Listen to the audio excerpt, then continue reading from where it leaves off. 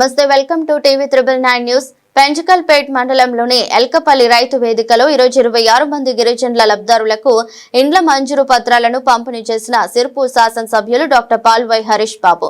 ఈ సందర్భంగా మాట్లాడుతూ ప్రతి గ్రామ పంచాయతీకి కొత్తగా 20 ఇంద్రమ్మ ఇండ్లు మంజూరు చేయనున్నామని తెలిపారు. సర్పంచులు రాజకీయాలకు అతీతంగా లబ్ధిదారులను ఎంపిక చేయాలని సూచించారు. గ్రామ పంచాయతీ ఎన్నికలు ముగిసిన దరిమిలా రాజకీయాలు పక్కన పెట్టి అభివృద్ధిపై దృష్టి సారించాలని హితవు పలికారు. కార్యక్రమంలో ఎంపీఓ మహేందర్, ఏ సందీప్, పంచాయతీ కార్యకర్తలు, సర్పంచులు భక్తు రామచందర్, అన్నం రుక్మాబాయ్, చప్పడి రవీందర్, పొటే ఉమాదేవి, అల్లూరి రాజేశ్వరి, పోర్తేటి వెంకటేశ్, ఉప సర్పంచులు దుర్గం నారాయణ, కర్నే శ్రీనివాస, అనిల్, వినోద్, భాజపా మండల అధ్యక్షులు కుకిడే రాజేశ్వర్, నాయకులు, కార్యకర్తలు పాల్గొన్నారు.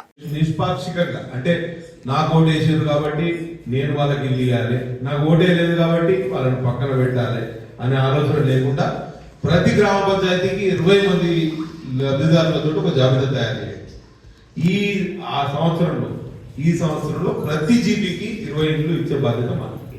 ప్రతి మన దగ్గర 146 గ్రామ పంచాయతీలు ఉన్నాయి. ప్రతి గ్రామ పంచాయతీ, పెద్ద గ్రామ పంచాయతీ అయితే కొంత ఎల్లూరు లాంటి పెద్ద గ్రామ పంచాయతీ ఉంటుంది, ఎక్కువ 4-5 ఎక్కువ ఇండ్లు కూడా ఇవ్వచ్చు. కానీ ప్రతి జీపీకి 20 ఇండ్లకు తక్కువ కాకుండా ప్రతి సంవత్సరం మంజూరు చేస్తుంది. మీకు ఒక్కొక్క గ్రామానికి 60 నుంచి 80 ఇండ్లు వస్తాయి. ఎవరిని ఎట్లా ఐడెంటిఫై చేయాలి అనేది మీరు ప్రయారిటీ చేస్తున్నారు. పూర్తిగా ఇల్లు లేని వాళ్ళను ఫస్ట్ ఐడెంటిఫై చేయాలి. అంటే నిలువ నీడ లేని వాళ్ళకి ఈ సంవత్సరం ఇద్దాం, తర్వాత కొంత వసతి ఉన్న వాళ్ళు, ఆ తర్వాత ఇంకో కొంత వసతి ఉన్న వాళ్ళు, అట్లా దశల వారీగా అందరికి ఇల్లు మంజూరు చేసే ఆలోచన చేస్తాం. ఇవాళ మంకాలి లక్ష్మి గారు ప్రత్యేకంగా ఇల్లు మంజూరు చేస్తాం. ఇది 20 మంది జాబితాలో వారి పేరు ఉండే విధంగా మీరు ఆలోచన చేయండి. వారి పంచాయతీకి 20 ఇళ్ళకు తక్కువ కాకుండా మంజూరు చేస్తాం ఈ సంవత్సరం.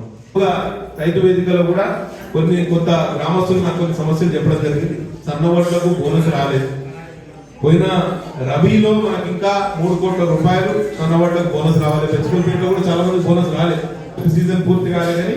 ఈ వానాకాలంలో అసెంబ్లీలో ఉత్తమ్ కుమార్ రెడ్డి గారు చెప్పి ఆ బోనస్ ఇప్పించే ఏర్పాటు కూడా. కస్తూర్బా గాంధీ బాలికా విద్యాలయాలు గీజర్ కావాలి, అక్కడ వేడి నీళ్లు రావట్లేదు అని చెప్పడం జరిగింది తిరుపతి గారు.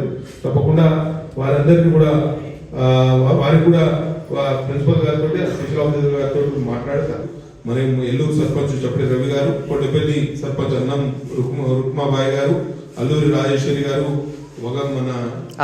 మనమే వాళ్ళ గుర్తులు పార్టీలు ఆహ్వానిస్తారు.